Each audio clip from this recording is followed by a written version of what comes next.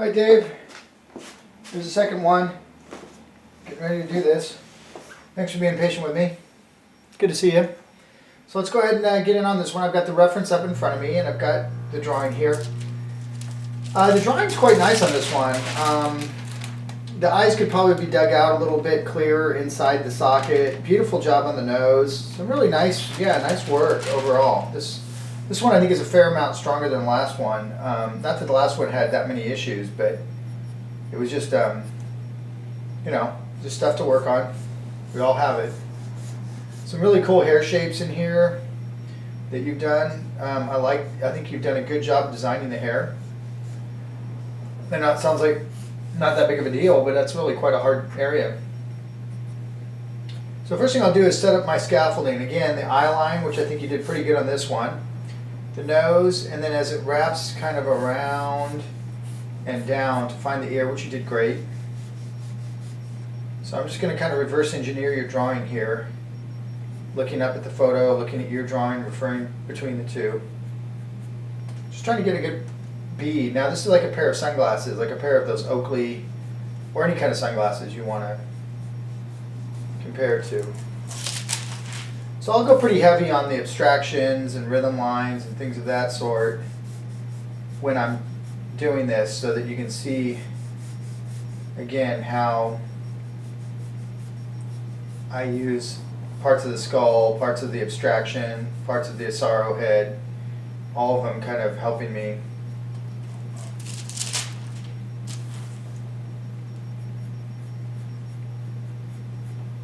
Now the nose, he has kind of a really interesting nose. It could be definitely manipulated and played around with as far as likeness, and just kind of depending on what, again, how literal you want to go. But I do think you're, again, this one won't be as daunting. I mean, it's a nice angle too. I mean, the 3/4 heads like that are really tailored to great portraits. I mean, that's really most great portraiture is done at a nice 3/4 pose. Straight on's really rough. The last one we had kind of a straight on up tilt, so that was kind of a little bit more complicated. So again, don't beat yourself up on that one. That was just a harder pose. Again, you can kind of see me using little bits and pieces of these different disciplines that you're just starting to get more intuitive with. But you're well on your way. So keep studying those. I think that idea of doing some more quicker ones for the last series, the last couple drawings that you want me to critique, is fine. That would be really good. So I can see an eye deep down in there, and that's where you really have to put on your invention cap and just kind of invent an eye in there that's believable. So again, the angle of the nose relative here, this angle, this width, this angle takes me to the tear duct. Again, parallel, not straight up. I think you did a good job there. I think the tear duct could go over a little bit, but it's not in too big a trouble. Now, as far as what we want to do with this eye in here, he has kind of a gaze where this eye is encroaching onto the inside and that one's looking out. Might be able to cheat a little highlight in there. I always like to try to get that highlight in there if possible. There could be a secondary light source. It could be, you don't have to make a big federal case out of it. Don't emphasize it too much. Eyebrow, kind of that nice rhythm from the eyebrow up, down into the outside of the eye, down like this. He doesn't have high arcing eyebrows. His eyebrows actually ride along the bone pretty mellow. He's got a few crow's feet, which those little wrinkles coming off the eyes that we may or may want to articulate. I'm going to leave this though open in there because I think that piece of calligraphy of how I'm tying together the inside of the socket into the eye and how the eye sits in there is important for you to see, and so I'm not going to fill it in with a bunch of tone because it would just, you'd lose all that information. Okay, so the nose itself could be sculpted in such a way where we could either emphasize the split in the nose or the insertion here before the alar cartilage, before you drop down to the wing of the nostril.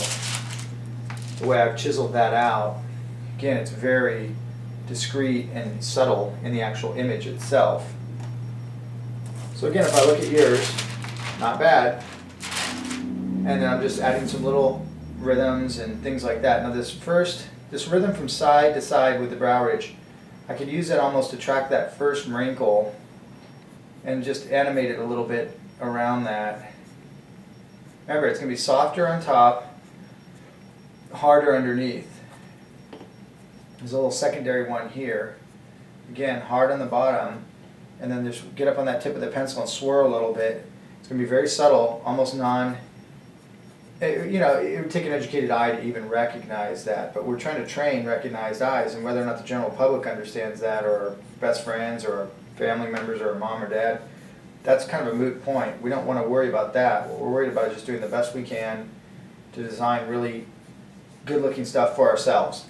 And whoever, you know, happens to enjoy that, I mean, again, you know, people don't pay for ugly stuff ever. It doesn't matter if you're doing tattooing, or you're doing a movie poster, you're doing a book cover, you're doing a comic cover, comic interior, fine art piece. I mean, if someone's going to spend a lot of money on something and hang it on their wall or whatever, they're going to want something that is aesthetically pleasing. You might find the outside chance of somebody, you know, liking something very macabre or something very fringe-ish, which is what the, you know, more the modern artists kind of prey on, or that's kind of their domain, which is kind of, you know, make something out of nothing. You know, and I have no issues really with the abstract guys at all, because I paint very abstractly myself. But I just think it's funny when they claim it to be so highty-flighty. It's really just good design. The best abstract stuff is just like good graphic design almost. Okay, so the ear here has some really nice lighting on it. Nice, you know, to indicate. So I'm just kind of getting the block forms in there. Again, you can see the wedge shape for the sorrow head.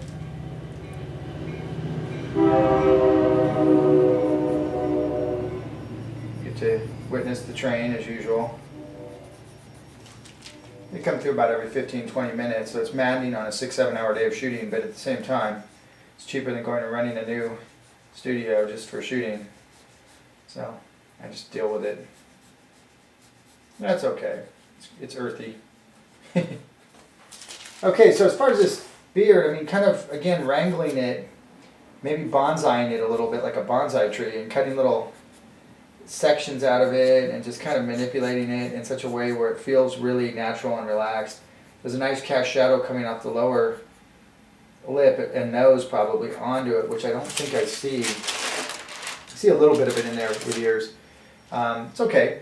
Again, the choice to make it smaller, play it down, those are all choices. And I applaud you for starting to move away from being literal and into the domain of real drawing, which is the fun of manipulation, idealization, embellishment, the stuff that really makes great artists in any genre. I don't care if you're a tattoo. I mean, I keep bringing up tattooing because I've been looking at a lot of tattoo guys, and you know, they're amazing artists. They really are. You guys have an incredible industry. I mean, it's pretty amazing. I mean, it runs the gamut, obviously, like all industries, but just the difficulty of you guys' medium, I have the utmost respect for me. I'll tell you that. Yeah, just trying to get, again, that feeling of design into something that just really is not very designed. That beard is just, it's a cool beard, but it doesn't flow. Like some people's beards have like rhythms in them where the hairs have a tendency to track along certain rhythmical lines. His is just like, almost like just a mess, you know? I mean, it's not rhythmical like that. So what I want to try to do is put some rhythm, like you've done, and you've done a good job with it. So I applaud you for not just going and kind of doing it the way you see it, but trying to start kind of saying, hey, what would I want that to look like? You know, and I don't like to go so highly stylized, although I've seen nice versions of beards where you can tell the person just tracked it really in a very intricate manner. Again, this is just a cylinder, the 2-cylinder, so when you wrap that mustache, you kind of want to wrap it topographically, meaning wrap it around the form, accentuate the form, show the form. Don't dumb it down.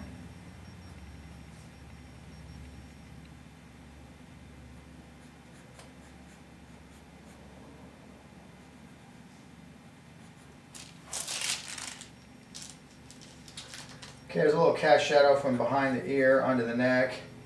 There's some wrinkles, which, you know, again, in a long drawing, a 1 hour, 2 hour drawing, I might kind of start getting in there, but I don't know if I like those in there. They look almost like razor cut lines across its neck, but I think if I did it, I would do it really discreetly, make them asymmetrical.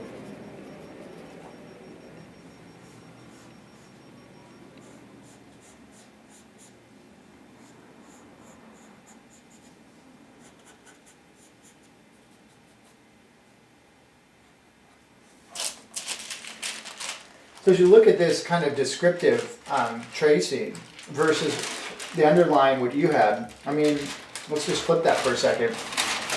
So I like, okay. So again, kind of 1, 2, 3 equal space between those. A little bit wanting. The way this edge runs along here is way too, well, I wouldn't say way too, but it's too hard and sharp. It's like almost like you pulled up with a stroke, pulled up, pulled up, pulled up, pulled up, and stopped. Now, what I would want to do is at the top, just kind of swirl along that a little bit. Soften that edge with your finger, soften it with the side of the pencil a little bit. And I see that transition up there, again, of 1, 2, 3 values and the shapes. Now, this is where gouache painting, when you get into it black and white first, you're going to start having to put down shapes that are very unique because the gouache will dry instantaneously, leaving a shape whether you want it or not. So you're going to have to learn how to direct those shapes. As you do that in the paint, learn how to butt them up next to each other so you're not overlapping them all the time. When you go back to graphite, graphite's also really good to learn that in. And when you go back into the charcoal, you'll have more control over these shapes and you'll be thinking more in a designed manner. So I think the gouache painting will serve really well. And so during the summer break, I would work on figure a little bit, I would work on gouache a little bit, and then when we see you again, if we do in the fall, we can go back and readdress those disciplines and see how I can critique some of that stuff and see where you're coming from with that. Okay? So again, this is it for this one. I mean, I'm going to keep it kind of quick and short and sweet. It's about probably 15-20 minutes, so total probably about 40 minutes of demoing for you. So I hope that helps, and I hope that's, again, I'm so happy that you had an enjoyable experience using me as your mentor, and I'm very excited about your future. It's going to be a bright one. So you just hang in there, relax, enjoy the kids, enjoy your art, enjoy your career. You've worked really hard, I can tell, with the tattooing and everything, and it sounds like you're very successful at it. So that's got to feel really good. And I know you're probably a little burnt on it, but it doesn't matter what you're doing, you're going to be a little bit fried on it if you've been doing it as long as you have. But that's what it takes to get to that level of being so good as well. So you could have never done that had you not put forth all those years. So it's all good, and I'm just really happy to get to work with you. I think it was really fun for me as well. To be able to interact with someone from so far away. This new technology, or this new age we live in, is really quite something, good and bad, obviously. I mean, it's got its fair share of goofiness embodied in it as well, but really cool stuff. So anyway, hope you enjoyed. It's pretty sweet and to the point. You can see how I'm kind of interacting with sculpting, how this hair back there intertwines and overlaps, kind of dances around itself. And then what I would do is probably go back almost like I was inking, and I would do some really cool little inking calligraphy. And inking is something we'll get into down the road in the specialty, which also will help you immensely with your tattooing and with, you'll probably take to it really good. Tattooing is such a discipline of put it down, can't touch it again, can't mess up ever. Brush, quill, old school, Bernie Wrightson, Franklin Booth, Joseph Clement Cole, all those great, Heinrich Klee, I mean these phenomenal inkers. So it's one of my favorite mediums, so I'll look forward. I haven't even laid that down yet, so that's something I'm looking forward to in the next year or so. I think it comes out sometime next year. But anyway, a lot to enjoy, a lot to look forward to in the program. Keep pushing play, keep having fun. Good luck with all your tats and everything. I'll probably do one more for you. I think we have one more left after this with some sketches you're going to be doing, and then we'll go on a little bit of hiatus. Okay? So that's it, Dave. I'm going to go ahead and shoot this over to you. Probably get it tomorrow, I hope. It takes about like an hour, 2 or 3 hours or something for this thing to upload, like I said. But anyway, good job. A lot better on this one. Keep thinking about those concepts we're talking about. Everything will be cool. Okay, take care.